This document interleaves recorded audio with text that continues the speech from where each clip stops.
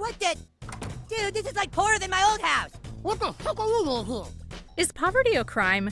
In South Park, it's treated like one, turning society's unspoken attitudes into laugh-out-loud satire. Created by Trey Parker and Matt Stone, South Park doesn't sugarcoat anything. The show's creators aim to provoke thought while making you laugh, often walking the fine line between crude jokes and harsh truths.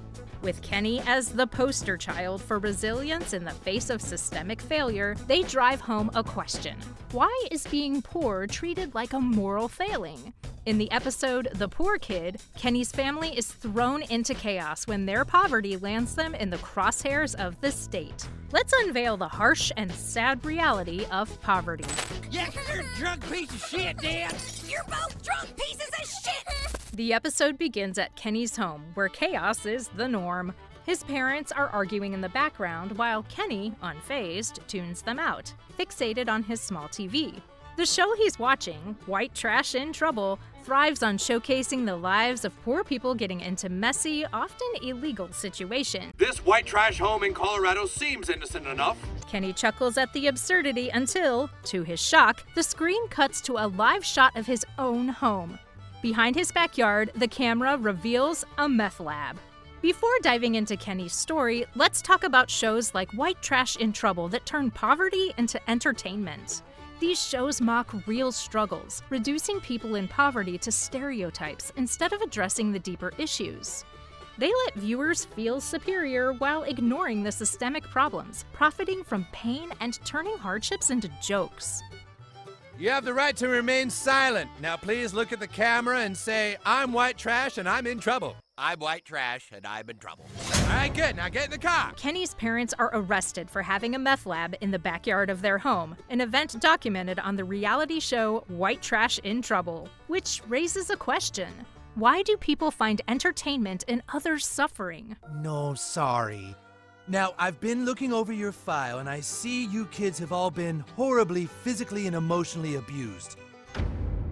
Kenny and his siblings end up with the Weatherheads, a wildly strict agnostic foster family in Greeley. The Weatherheads are all about uncertainty, so much that they ban their foster kids from saying anything with certainty. This is a very strict religious household. As long as you live here, you will be agnostic. Their rules are as strange as they are serious. For example, kids can only drink agnostic beverages like Dr. Pepper because, according to them, no one really knows what flavor is. They even suggest that God could be a giant reptilian bird running the universe. Living with the eccentric Weatherheads adds to Kenny's embarrassment. Already mocked for being poor, he now has to deal with a foster family so bizarre it makes him and his siblings easy targets. Their over-the-top agnosticism leaves the kids confused and feeling even more out of place, making them more self-conscious and anxious about how others see them. Sometimes people do stupid things. Sometimes they don't realize what should have come first, until it's too late. But I'm all alone now. You are not alone. Kenny steps up as a great big brother when he sees how scared and sad his little sister Karen is about their new foster home. To comfort her, he becomes Mysterian, her guardian angel. Karen believes in Mysterian, and Kenny uses the persona to protect her and make her feel safe, showing just how much he cares for her. Kenny becoming Mysterian shows how poverty forces kids to take on adult responsibilities too soon. With no stable adults around, he steps up to protect his sister Karen, losing his own childhood in the process. Poverty pushes kids to grow up fast, turning them into caretakers before they're ready. I've been working on it, and I think I have some answers. Really? Yeah. I've gone through every student in the school, and I'm pretty sure that now that Kenny's gone, the poor kid is Craig. Meanwhile, with Kenny gone, Cartman's new target to bully makes him curious to find the new poorest kid with Butters. To his surprise, Cartman learns that he is now the poorest kid attending South Park Elementary. What? Now that Kenny's gone, your household actually has the lowest income. I'm sorry, pal. When Cartman finds out he's now the poorest kid at school, it messes with his whole sense of power. He tries to get his old status back by manipulating people and coming up with crazy schemes, but deep down, he's really scared of being made fun of. This sudden change makes him realize how fragile his confidence is without his usual sense of superiority. For once, Cartman has to deal with being at the bottom, and it's clear that losing his status really throws him off. Have to start doing more, Mom. What are you doing with your time? Eric, I'm working 2 jobs. Mommy's doing everything she can. Cartman complains to his mom about being poor, but she tells him she's already working 2 jobs and can't do anything more because of the economy. Got any needles on you? Any crack pipes? Oh my goodness, no. I haven't used drugs in quite a while. Then why is there a meth lab in your backyard? What is going on here? Mom! Wishing he could be in a foster home like Kenny, Cartman decides to frame her for running a meth lab. Even though she insists she hasn't done drugs in years, she gets arrested, and of course it's all caught on White Trash in Trouble.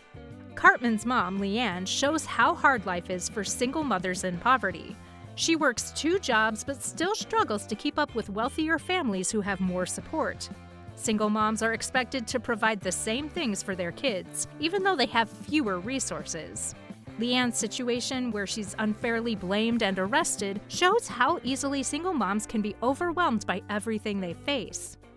God damn, I gotta sleep in a room with 6 other people? Cartman expects to be sent somewhere nice, like Hawaii, but instead ends up with the weird agnostic weatherheads. Things never go as planned for him. Cause I'm not the poor kid at ski. Let's hear it for Jacob Hallery, guys. Cartman ends up at the same school as Kenny in Greeley, and he's thrilled to find out that the poorest kid there isn't him. It's a boy named Jacob Hallery. Instead of feeling bad for Jacob, Cartman takes pleasure in making fun of him because he's no longer the poor kid. Of course, this lands Cartman in the principal's office for insulting Jacob, showing just how far he'll go to keep his spot at the top. This shows how social exclusion can make people lash out, using others' struggles to feel better about themselves. Cartman's behavior proves that when people are pushed down, they sometimes try to climb back up by putting others in an even worse position. Mind your business, Peter Pan.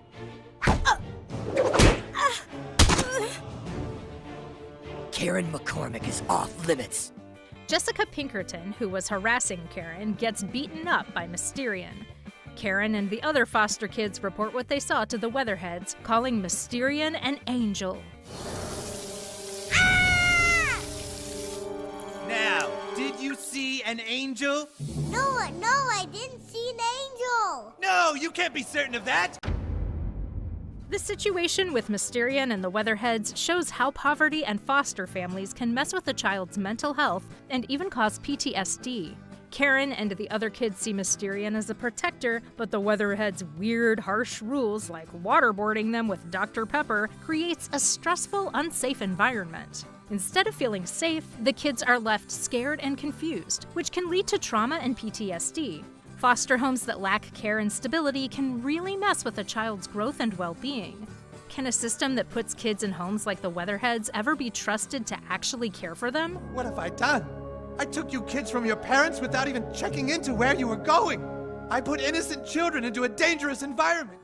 In response to the Weatherheads' cruelty, Cartman reports them to Child Protective Services, while Kenny, as Mysterian, plants beer in their refrigerator, on which they get drunk, thus getting arrested themselves for being unfit guardians, as documented on White Trash in Trouble.